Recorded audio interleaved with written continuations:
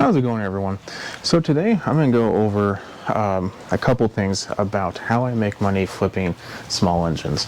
Now, I made a video kind of like this, but I'm going to literally go over every single step, where I get it from, what I put into it, what or where I sell it, how I write it, and generally how much I expect to make. So go ahead, sit down, relax, grab yourself a drink, and then we will get chatting. Oh, beware. There's a whole lot of talking, not a whole lot of working, but if you're interested in making money flipping stuff like this, it's definitely worth your attention. The first thing we need to look for is a machine.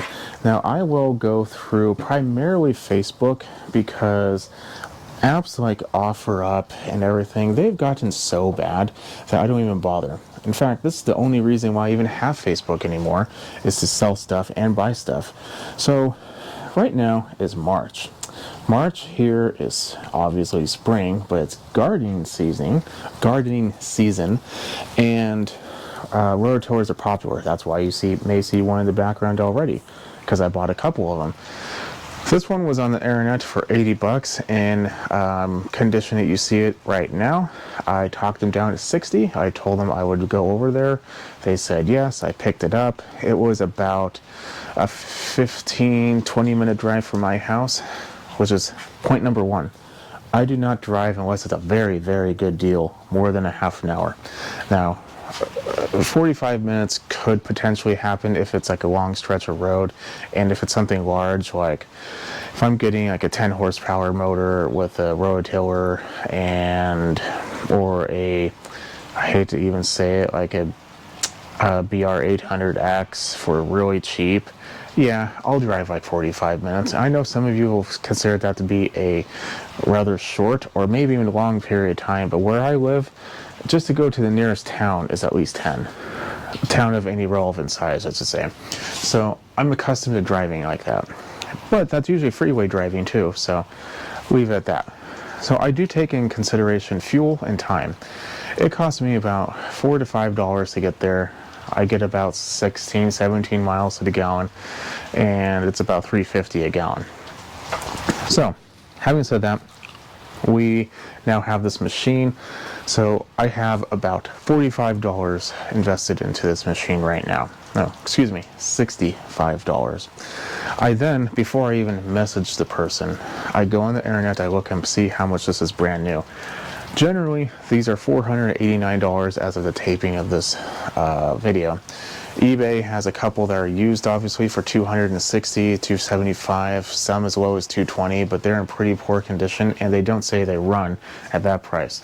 The $260, $275-ish, they say they're running and in good condition. So I can expect that is generally what you can get here.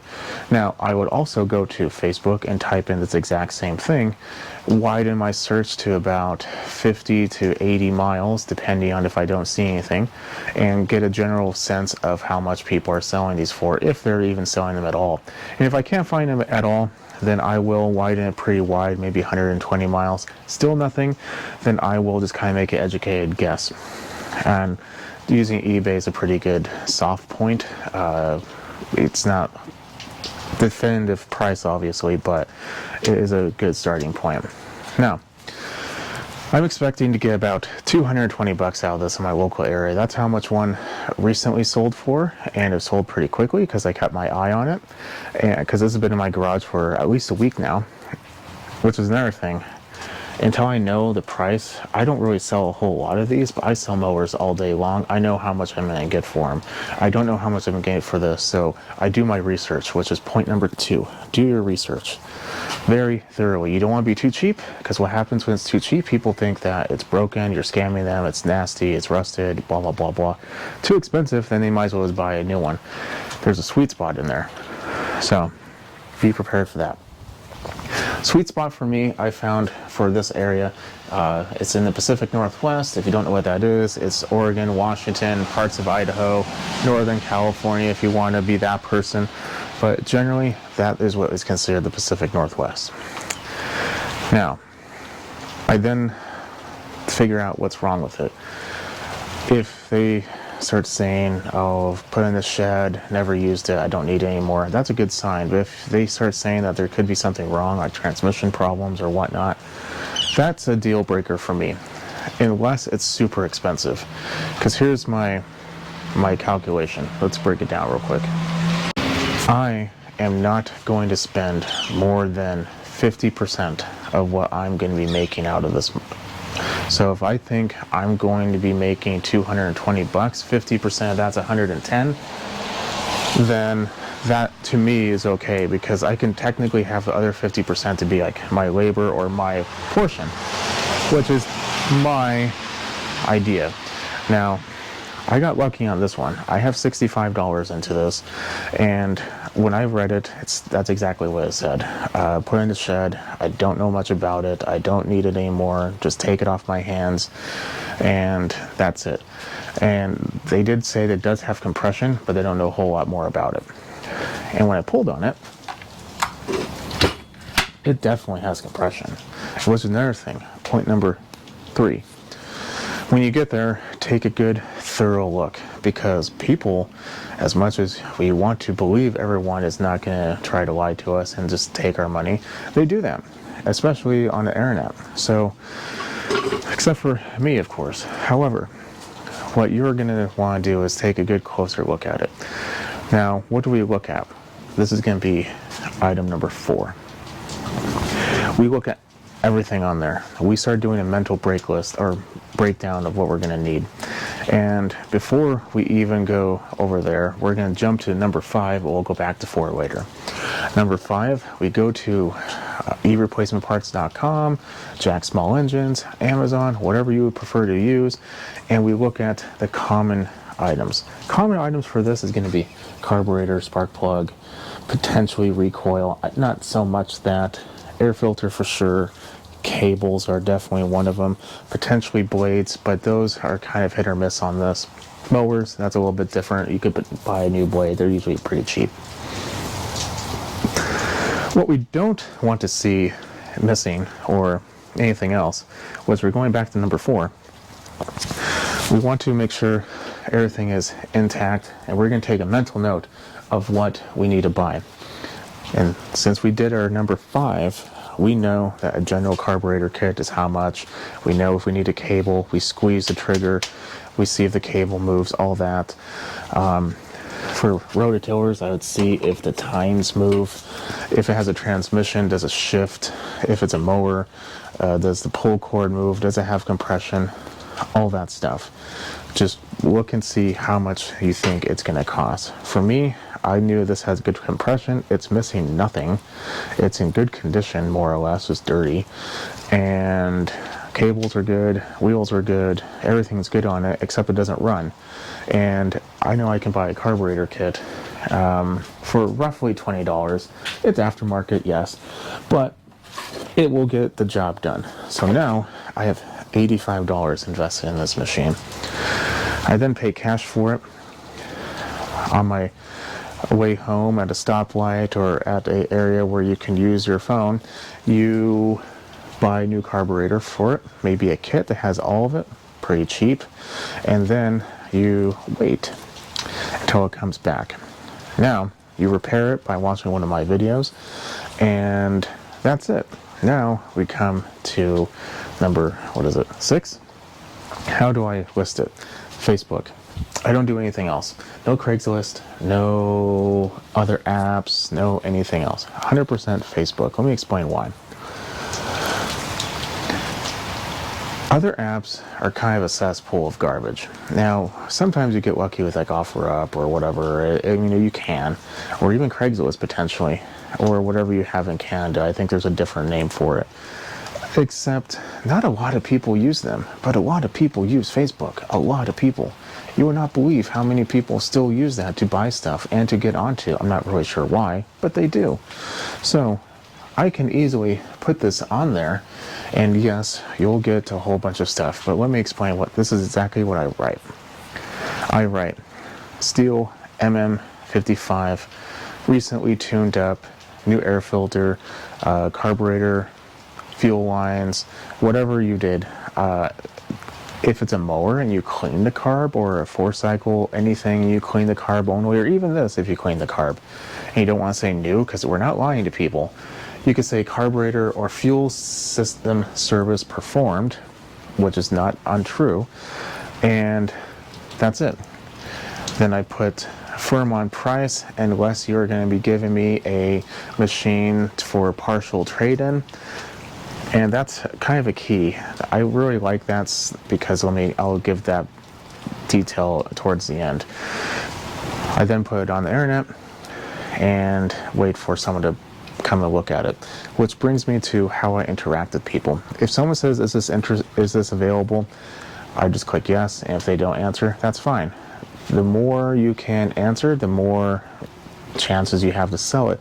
A lot of people just say that. Maybe they're bots, I don't know, but sometimes that people just click on that and they don't know if they should say anything. You'll be surprised how many times I have answered like, oh yeah, it's available, to just a generic, is this available? And people respond immediately. It's weird, but it happens.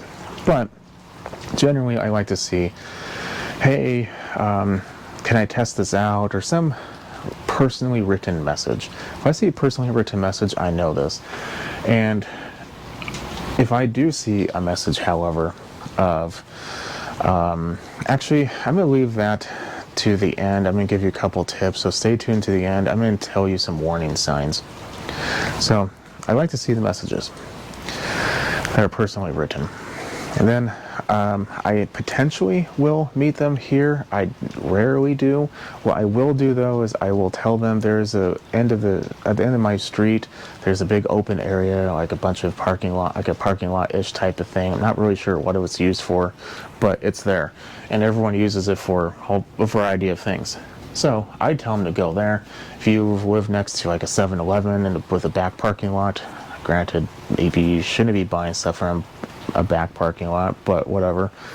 You could do that. If you feel comfortable enough, you could go to your home. I just don't like doing that because, well, it's a stranger coming to your house, and I mean, while yes, they are giving you money, it's just not a good scenario sometimes. If you see the person though, and you click on their picture on Facebook and you see they're not a bot, you see they generally have a good sale and buying history, which is important, then that's probably fine. But the problem comes from are those newer people who have little to nothing on there, or they're super private and you can't see anything. I mean, this person, if you looked at them and you see their market and they have a variety of things listed as well, they buy and sell, or they understand the process, and it's probably okay. But, you know, I'm going to let you discover your comfort zone on that. Set up a time, you meet. I prefer cash only. The reason for that is a lot of the Venmo and others like to charge a fee. I don't like doing that. Plus, I don't really like having a digital trail with my name on it for money, at least not for stuff like this. Now, that's just me. You could be you, but I prefer cash. I will take Venmo on occasion, but if I do, I will tell them I do have to charge up because I'm not eating the fee. Because I put on there that I need cash, which is another thing you need to put on there, cash only. But if they don't have the ability to, or don't have an ATM card, I don't know how you don't do that, but whatever, then yeah, go ahead. Now, you sell the machine, instantly put it sold on Facebook. The reason why is if you keep getting messages, you'll be known. People will notice your name. People, especially if you do this often, they'll notice if they message you on something and next thing you know, they get a message, oh, this is sold, because you forgot to sell it and you instantly marked it sold when they message to you. They'll notice that. So mark it sold when it's sold.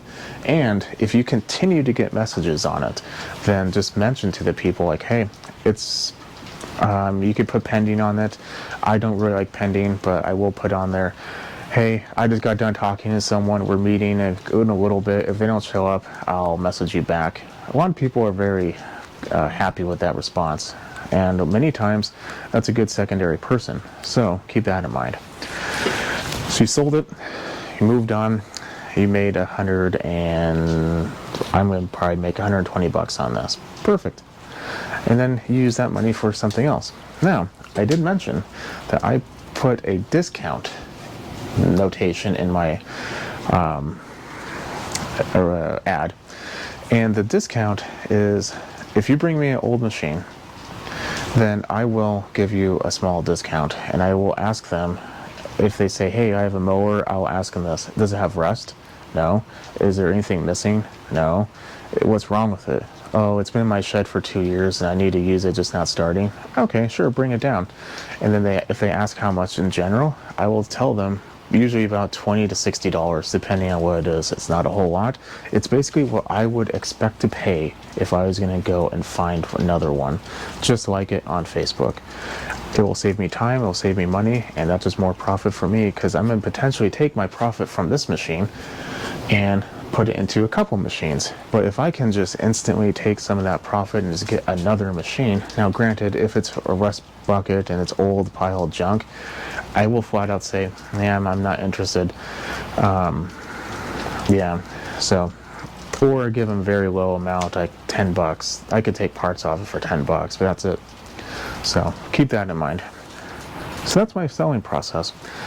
Now let me go over one other thing about what I mentioned earlier about the warning signs.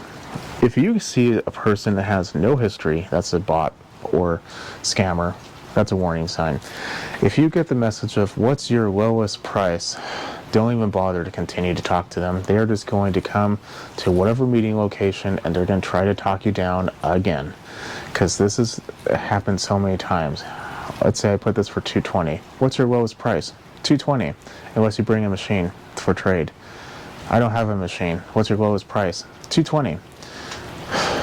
Okay, can you meet today? Yes. So you meet, they get there, they're like, yeah, it's a little dirty right there. 180. Nope, I said this was 220. Yeah, but come on, man. I don't really have a lot of cash right now. I'm a little low, and my boss is giving me a hard time. I need this for work, and blah blah blah. Like every excuse you could possibly imagine. Just don't go down that avenue. 220. That's it. No more. So if they ask you what's your lowest price, just expect to have a problem. Another one is, and I hate to say it, but if they kind of look like they are borderline homeless, all you're going to get is a problem, because they're going to try to talk you down, or they're going to just try to, just don't. Like it's really bad, but they will become the neediest people. They won't be there on time majority of the time. This is being generic, I get it. Maybe I'm a horrible person for saying this, but you're just in for a rough sale. So I'm just going to leave it at that before I get too many upset people on that comment. Next one is going to be the people who ask an exorbitant amount of questions. We're talking questions that, well, yes, they are pertinent. They're just, some of them are just assumed. Like, if you put in there, runs good, freshly tuned up, and they start asking, oh, does it run? Yeah, that's the ad. Oh, what did you tune up on it? I also put in the ad, air filter, fuel system service, blah, blah, blah, blah, whatever you wrote. Oh, okay. Can I test it? Sure. What type of fuel does it take for it? Stuff like that is probably fine, actually. I shouldn't say that one. But if they start asking, like, if this doesn't work in like a week, can I take it back? That is the biggest red flag you should have. That question right there. Because this will happen. They'll use it, and then they will bring it back. Or if they say, hey, do you have a warranty? No, this is a used piece of machine. No, I'm not going to warranty it. Now, if there's something obviously wrong when I sell it to you, well, try it out, and if it works, and I know it works, and then you bring it back like 3 days later, or message me about 3 days later because it doesn't work, and I can legitimately say maybe I forgot water in the tank or something, yeah, I'll fix it, no problem. But if all of a sudden I see the tank is empty, and you put brand new or old fuel in there, no. So, no warranties. If they start asking about it, just say no. The only thing I will potentially consider is if I forgot something, and I will be the one to make that determination only. So that is that part of it. Next part, they're not too bad, but the super needy people are fine. And The one that you should really be aware of is, do you deliver? Now, that can be a problem for them, and they're just trying. I'm not going to go against people who need delivery. I'm not. However, when they ask you that, unless you can legitimately see a reason, maybe they're disabled, maybe they don't have a vehicle large enough. Large pieces of machinery like rototillers, I will potentially do that, but stuff like a chainsaw, anyone can come and pick up a chainsaw. And if you can't come down to my location, why are you looking in my location? It happens all the time. I live about 45 minutes away from Portland, Oregon. And I will get people who legitimately would say that. Oh, do you deliver? Where? Oh, over on Killingsworth in Northeast Portland. Now, I say I'm 45 minutes from Portland, but that location in Portland, I'm like an hour, maybe more away. So, no, I'm not going to do that. Like, oh man, but I really need to take the bus. I'm like, then there's plenty of chainsaws on the internet in that area. No, I'm not going to deliver. Now, if all of a sudden I have a full-size rototiller, and if you just drive a sedan, maybe drive a Honda Civic because you live in the city and you need a smaller car, fuel efficient. I get it, don't get me wrong, that's fine. Yeah, I'll deliver, but for a fee, and we will discuss the fee based on their location. And there is a maximum, the same maximum I will have for picking up a machine, by the way. So keep that in mind. So those are a couple of my hints, my red flags, my full process, and how I get rid of these machines when I buy and sell them. I don't do it too much as much as I used to anymore, but it does happen, like this one. So if this helped you out, leave a comment below. Definitely leave a thumbs up. It helped you out. It helps me out. And I'll catch you in the next video. If you need personalized help, definitely consider becoming a member. It's only a couple bucks a month. It'll help me and it'll help you, and I'll be happy to help you out with whatever machine issue you have. Have a good night.